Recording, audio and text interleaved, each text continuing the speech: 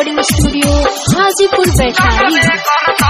Presented by Govinda Kavya Yadav।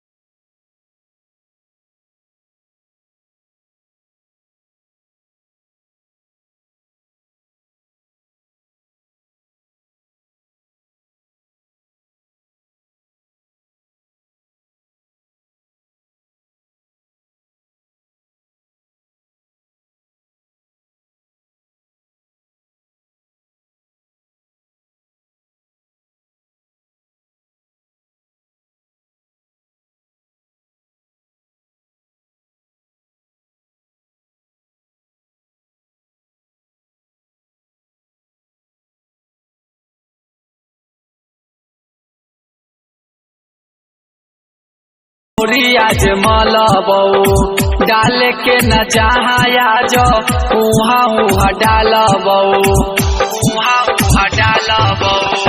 जबरी तोर गलिया के छौरी आज मलबौ डाल के न चाहाया जो उहा उहा डालबौ फगुआ में ही कभर लड़बे करबौगे फगुआ में ही कभर लड़बे करबौगे हाँ गे लड़बे करबौगे असो होलिया में चलिया रंगबे करतौगे असो होलिया में चलिया रंगबे करतौगे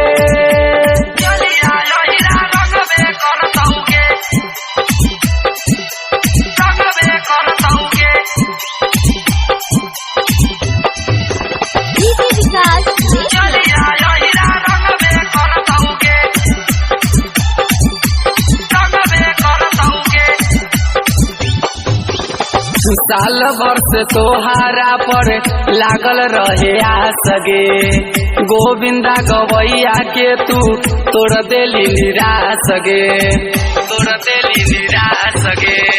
साल भर से तोहारा पर लागल रहे आसगे गोविंदा गवैया के तू तोड़ देली निराश गे छोटे लाल राजा माजा मारबे करतौगे छोटे लाल राजा माजा मारबे करतौगे होगे मारबे करतौगे असो होलिया में चलिया रंगबे करतौगे असो होलिया में चलिया रंगबे करतौगे। Recording studio Hajipur.